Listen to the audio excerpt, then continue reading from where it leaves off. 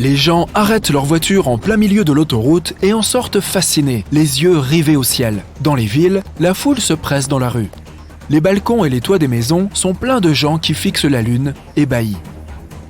Elle est rouge. Certains crient que c'est la fin du monde. D'autres cherchent à s'abriter. Effectivement, notre lune au blanc perpétuel semble avoir été aspergée de peinture rouge.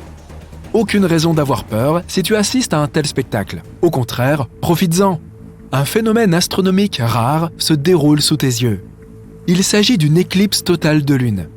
Voici le Soleil, l'étoile située au cœur de notre système solaire. Et voilà Mercure, Vénus et enfin la Terre et la Lune. La Terre met 365 jours pour parcourir la totalité de son trajet orbital autour de l'étoile centrale. Dans le même temps, la Lune orbite autour de la Terre et en effectue le tour complet en 27 jours. La Terre crée une zone d'ombre qui traverse parfois la Lune. Cette ombre a une forme conique qui devient progressivement plus étroite. L'astre lunaire se trouve à une distance de 384 000 km de notre planète, soit 9 fois la longueur de l'équateur. À cette distance, la surface de l'ombre est environ 2,6 fois plus large que la Lune. Une fois dans cette zone, la lumière directe du Soleil ne peut donc pas l'atteindre. Dans ce cas, elle aurait dû disparaître dans l'obscurité. Pourtant, elle est visible et devenue rouge. Cela se produit car les rayons du Soleil traversent l'atmosphère terrestre. Quand les conditions sont réunies et qu'ils se dispersent, une grande partie de la lumière bleue s'évanouit. Les rayons rouges et oranges, quant à eux, continuent leur chemin et atteignent la surface de la Lune. Voilà, tu es le témoin d'un phénomène appelé la lune de sang. D'ailleurs, cette courbure de la lumière se produit au coucher et au lever du Soleil. L'atmosphère diffracte la lumière bleue et le ciel apparaît rouge-orangé. Si tu te tenais à la surface de la Lune pendant une éclipse lunaire totale, la Terre se trouverait exactement entre toi et le Soleil. Tu pourrais alors observer une éclipse solaire. La surface de la Terre deviendrait entièrement sombre pour toi. Tout ce que tu verrais serait la couronne du Soleil qui illuminerait les bords de la planète. Quand on regarde la Terre depuis la Lune, elle a presque la même taille que la Lune observée depuis la Terre. Une éclipse de lune aussi rouge est rare, car plusieurs facteurs doivent coïncider. L'un d'eux est que la Lune doit être pleine. En général, on peut voir 2 éclipses totales de lune par an. En 2038, tu pourras voir 4 éclipses de ce type. Et l'éclipse elle-même peut durer jusqu'à 108 minutes. Mais cela reste exceptionnel. La dernière fois qu'une lune de sang aussi longue a été observée, c'était en 2000. Il y a longtemps, les populations n'avaient pas la même connaissance de notre satellite, et la vue d'une lune rouge pouvait paraître effrayante. On avait tendance à l'interpréter comme un signe négatif et un présage de mauvais augure. Ceux qui connaissaient le calendrier des éclipses pouvaient en tirer profit. Par exemple, Christophe Colomb avait un almanach astronomique et savait quand aurait lieu la prochaine éclipse de lune. Il a volontairement terrifié les habitants des îles Caraïbes lorsqu'il a soi-disant prédit la lune rouge. La Lune a réellement été une boule de lave rouge par le passé. On fait référence ici à un passé lointain, il y a 4,5 milliards d'années. Voici notre système solaire. C'est plein de poussière et d'astéroïdes qui se heurtent constamment les uns aux autres comme dans une sorte de grand billard spatial. Voici la Terre. Elle commence tout juste à se refroidir après les impacts constants d'astéroïdes et de comètes. C'est alors que Theia apparaît à l'horizon. Une planète de la taille de Mars. Elle avait une orbite chaotique et s'approchait de la Terre en spirale. Une collision était inévitable. Et à un moment donné, l'un des plus grands crashs de notre système solaire a eu lieu.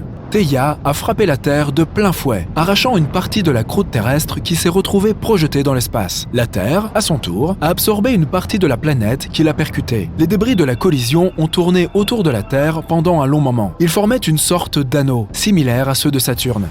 Les débris en orbite se sont heurtés et empilés autour d'un centre de gravité commun. C'est ainsi que la Terre a eu sa Lune. Il y a une théorie qui dit que cette collision a participé à la naissance de la vie sur notre planète. Theia a frappé la Terre à un angle parfait. Si la collision avait été frontale, les 2 planètes auraient probablement été détruites dans une gigantesque explosion. Si l'impact avait été latéral, il n'y aurait pas eu assez de débris dans l'orbite de la Terre pour former la Lune. Mais nous avons eu le ticket gagnant. La Lune a stabilisé la rotation de la Terre. La collision a brisé la croûte solide de la planète et a permis aux océans de se former. Tu vois où on veut en venir ? L'eau est à la base de la vie. Lorsque les noyaux de la Terre et de Theia ont fusionné, provoquant la création d'une puissante magnétosphère qui protège tous les organismes vivants des radiations solaires. La Lune, avec le Soleil, contrôle les marées. La gravité lunaire semble attirer à elle l'eau de la surface terrestre. tout comme le Soleil. Autrement dit, si la Terre était une boule d'eau, il y aurait 2 montagnes, une du côté de la Lune et une du côté du Soleil. Et comme la Lune se déplace autour de la Terre, cette montagne d'eau se déplace de la même façon. Si tu te trouves en pleine mer avec un mètre, tu verras que la Lune exerce une force d'attraction qui l'élève de 10 à 15 cm. La Lune est liée à la Terre par la force gravitationnelle. C'est la raison pour laquelle elle ne nous montre qu'un seul côté, comme Mercure et le Soleil. Mais la Lune n'est pas pour autant dans un état stationnaire. Elle s'éloigne d'ailleurs progressivement de notre planète d'environ 4 cm par an. Lentement mais sûrement, dans plus ou moins 600 millions d'années, elle aura tellement rétréci dans notre ciel que nous ne pourrons plus voir les éclipses de Lune.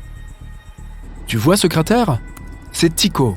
Il est visible pendant la pleine lune à cause de ses rayons brillants qui s'étendent sur des milliers de kilomètres depuis son épicentre. C'est le plus jeune cratère sur la Lune. Les scientifiques disent qu'il est apparu là suite à l'impact d'une météorite il y a environ 109 millions d'années. À cette époque, les dinosaures, qui arpentaient encore la surface de notre planète, ont peut-être aperçu l'impact. Celui-ci a très probablement été accompagné d'une grande explosion comme une salve dans le ciel nocturne. L'humanité adore explorer la Lune. Nous avons mené un paquet de missions là-haut. Au total, 12 personnes ont posé le pied sur la Lune.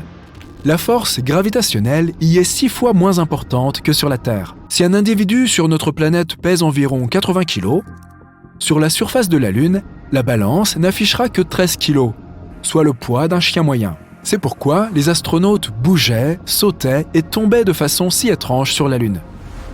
Si tu t'y trouvais, ta force serait multipliée par 6. Ici, sur Terre, une personne peut soulever en moyenne une charge de 60 kg. Mais sur la Lune, tu pourrais soulever une grosse moto, ou un grizzly.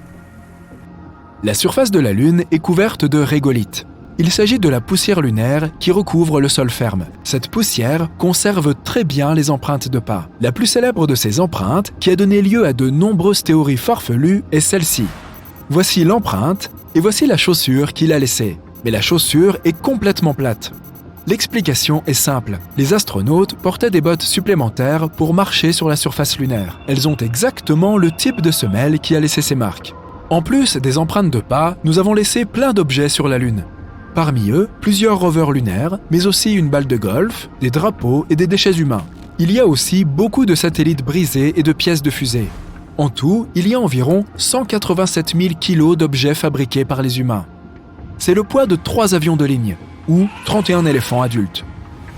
À l'avenir, nous prévoyons de reprendre les missions vers la Lune. De nouveaux alunisseurs exploreront la surface de notre satellite pour y trouver des ressources naturelles. C'est aussi un endroit idéal pour tester de nouveaux rovers. Nous allons même construire une structure similaire à la Station spatiale internationale en orbite de la Lune, la Lunar Orbital Platform Gateway. Ce sera une plateforme très pratique pour explorer la Lune et lancer des engins spatiaux dans l'espace lointain. Si tu pars d'ici, le vaisseau spatial n'aura pas besoin de dépenser la quasi-totalité de son carburant pour surmonter la force de gravité terrestre. Une station de ce type permettrait donc d'économiser du carburant et de l'argent. Les scientifiques espèrent que nous serons en mesure d'extraire de l'eau de la surface de la Lune. Il a en effet été démontré que de la glace s'y trouvait, notamment au fond des cratères que la lumière du Soleil ne peut atteindre. Peut-être y enverrons-nous un rover capable de forer à quelques mètres de la surface pour y chercher de l'eau. L'humanité a déjà la technologie pour construire une véritable colonie lunaire. Jusqu'à 3 jours de voyage seraient nécessaires pour y aller. Il faudrait d'abord apporter suffisamment de panneaux solaires et de matériaux de construction sur la Lune. Celle-ci ne possédant pas d'atmosphère propre, ses habitants potentiels seraient donc démunis face aux radiations solaires. Cela implique la construction de maisons en sous-sol pour les protéger. Les imprimantes 3D modernes permettront de faciliter et d'accélérer la construction. Cependant, les réserves de nourriture et d'eau ne peuvent être maintenues que par un approvisionnement constant depuis la Terre. Il en va de même pour l'oxygène. Chaque lancement de fusée coûtant des millions de dollars, la colonisation de la Lune reste pour l'instant en question. La Lune pourrait aussi bien devenir un objet de tourisme spatial. Imagine, un vaisseau décolle de la Terre, 3 jours de voyage et tu es en orbite autour de la Lune. Le module lunaire se désarime et tu atterris à la surface. Tu montes sur un rover, tu explores les cratères, puis tu retournes sur le module d'atterrissage. Les moteurs démarrent et l'atterrisseur te remet en orbite. Tu t'amarres au vaisseau et retournes sur Terre. Ça promet d'être un super programme pour une semaine de vacances.